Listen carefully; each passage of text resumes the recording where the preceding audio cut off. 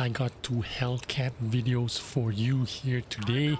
If you are here for the first time, please do consider subscribing and giving this video a like.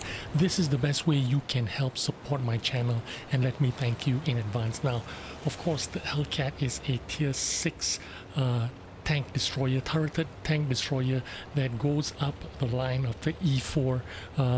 It used to be a different setup, but now you have to choose between either the Hellcat or the Jackson. The Jackson takes you up to the E3 non-turreted tank destroyer line. Now, this is the stats of the Hellcat: 640 hit points, 72 kilometers an hour going forward, and 12 kilometers an hour going backward.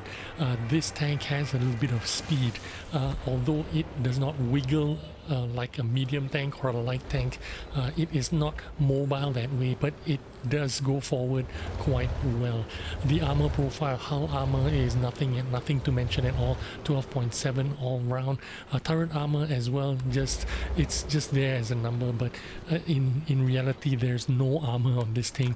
Reload time on the stock gun is 8.15 seconds. It does 240 damage with 160 penetration on the AP shells, and with premium shells you're gonna get 243 penetration on APCR. Now APCR means it is a lot better than heat because it travels a lot faster, and you can shoot through walls, and you can shoot through gates and stuff like that. That's the difference between heat and APCR. Aim time 1.63 seconds. The dispersion on this gun is 0.34, which is why I don't know, it's not great dispersion, but it's not that bad. The standard view range is 370. It's not that great. Camouflage is very good, 21%, and the moving camouflage, which means when you break camo and you're driving around, it's only 12.6%. But I'm going to share with you what my stats are that I have on this tank a bit later on in the video. But first, let's go on and talk about this game. We are in Erlenberg, the South spawn, and because I'm tier 6 in a tier 7 matchup, I do not want to be too far in front, too aggressive. I want to go to the usual sniper positions for tank destroyers. The only reason why I moved up from the red line or from the K line right at the back is because I have a couple of teammates that have moved forward. Now if you look at the map, you can see a T25 AT right at the back at K1.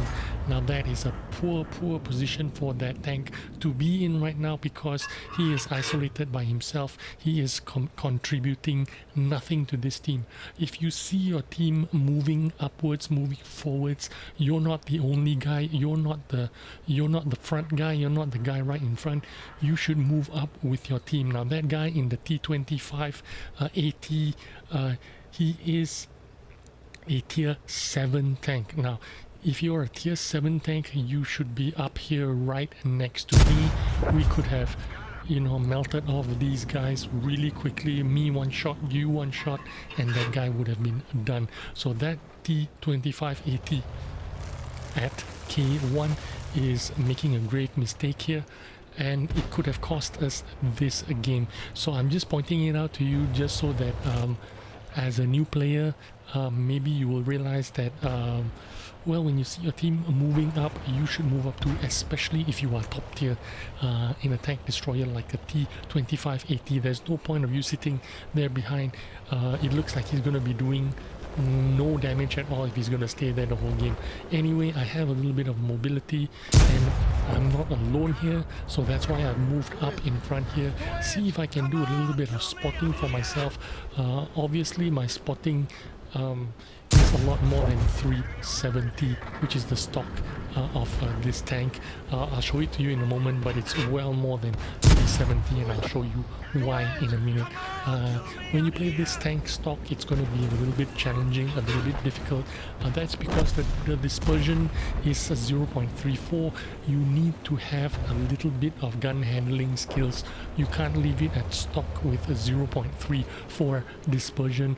You do need maybe a gun laying drive, or you need crew with brothers in arms skills, or you need to run food, which is Coca-Cola on the American tech tree. You need something to help you out with this dispersion. 0.34 dispersion is just not acceptable in a high combat tank. High damage combat tank like this. Why do I say it's a high damage combat tank? This tank, in case you don't know, is one of the best choice, or one of the top choices for all the best players, all the stat padders, anyone who wants to do well in tank destroyers, who wants to inflate their performance stats like WN8 or any kind of performance stats. They will pick this tank to play out a lot. That's because this tank has an incredible amount of damage output for a tier 6 tank. This, like I said, is a stat padder's choice. People love to play this tank because of the insane amount of damage it can do, or the potential of this tank. Look at me here, I spot everything, I kill everything. Even these guys trying to push me, I have a little bit of help here in the form of the T-34-85M. He's with me, so I'm not very afraid. I'm taking a little bit of damage here. I'm pushing my luck a little bit here, but you can see I've done 2,555 damage for myself. That is pretty respectable for a tier 6 tank. In fact, you can see I'm already purple in terms of WN8 scores. If you're into that. Oh, this guy is pushing up near me. Looks like he's got the potential to finish me off because I only have 100 HP left. I'm gonna land one shot on him, see if I can land one more shot on him before he gets me, but no, he finishes me off easily because the T-34-85M does more than 102 HP damage in one shot, so I'm done. So these are my stats, and we are in mines. Now when you're in mines north spawn, you always want to be chasing damage, and that's because when you're in north spawn you are almost automatically going to win this game. I have 3.8 skill crew in my Hellcat M18 with BIA skills. I run optics and gun laying drive. This is skill for LTU. He runs optics and binocular telescope and a rammer. He doesn't even use a gun laying drive. Now, like I said, 3.8 skills crew with a BIA. I run a gun laying drive, rammer, binocs and Coca-Cola. It is an option to run the binocular telescope just like skill for LTU. In fact, I did it in my T78 premium tank, a premium version of this tank, I guess. I made a video about it and I got a lot of shit for it. A lot of no, not a lot, 2 guys who said, you're a fool for running optics and binocs on a tank destroyer like the T78. But I'm telling you, it works because with optics you have that permanent view range that gives you extra 10%, which means you can spot for yourself. And with a tank like the Hellcat that has a little bit of mobility, like I said, a 72 kilometers an hour top speed, you can go around places, you can spot for yourself. So it is definitely a viable option, especially if you have crew skills that already improve your gun handling. So instead of your 0.34 gun handling dispersion, you have, let's say, a 0.31.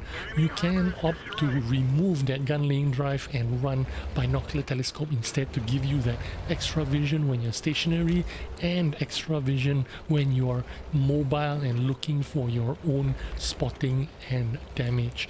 Reload on my tank is 6.87 seconds, which is absolutely fantastic if you're talking about gun handling. That's because gun handling on this tank is 36 seconds. So I brought it down quite substantially, and it works for me. Aim time as well, 1.37 seconds, which is substantially better, and my camo rating on this tank is insane. Stationary, I am 41%. That is why I can hide in a bush, I can double bush, do a lot of damage. My view range on this tank is 523 meters. That is insane amount of view range. I can almost outspot anybody. Now, as I mentioned earlier, when you are in mines, north spawn, you are already almost guaranteed a win, because this map is biased towards the north team. You have a significant advantage. You saw me rushing down the 1-2 line. I didn't rush alone. If I was alone, I wouldn't have been able to do it. I wouldn't have been able to take on that T-34-85M by myself. I needed a friend to help me out. One shot him, one shot me, bada bing bada boom, and he was done. And easily we advanced on this flank. I took a little bit of damage there, but that's no problem. Oh man, I lost all my HP here. I've got no more repair kit. I need my repair kit. It's on cooldown, so I can't be super aggressive now. Otherwise, this game I would have gotten even more damage than I have in this game. But anyway, I see the Crusader making his way down the middle, maybe towards my back. Maybe I can reload in time and finish him off. Thank goodness one of my friends there did manage to shoot at him, so I'm gonna give him a shot and finish him off. Did good there. I still don't have my tracks, I don't have my engine, so I can't be super aggressive and try to attack those guys in the middle. The KV-1 and the T-37 in the enemy team is still alive, so I'm just gonna try and snipe here from a distance, see if I can get that kind of shot. I can't. This is a close game, 11 v11. I've got 5 kills. I cannot depend on my team to carry me. This is a tier 6 matchup, which means I am top tier. My team is relying on me to do the job. In fact, the 2 top tier tanks, me and the T-34-85M, is right here on the southern side of the map, so it's going to be up to us to do the majority of the legwork. So I'm waiting for my repair kit to be readied up in 2 seconds. 1 second, there we go, it's ready. So let's repair that engine as soon as I get an opportunity to do so. Maybe I have not recognized that yet, but there I managed to land one shot onto that KV-1 and finished him off. So he got himself on fire from that shot that I landed on the engine. So that was a pretty lucky shot. Well, you need a little bit of luck to get games like that. So anyway, 2,159 damage. I've repaired my engine. Now I'm just sitting here to watch the 1-2 line in case one of those tanks, which is like there's 2 tanks there, P-43, he could easily drive around the 1-2 line and spot me out and maybe kill me. So I'm just waiting here in case he does that. Let the T-34-85 go and do a bit of scouting because he has some HP. I don't have any HP, so I need to make sure that I save myself.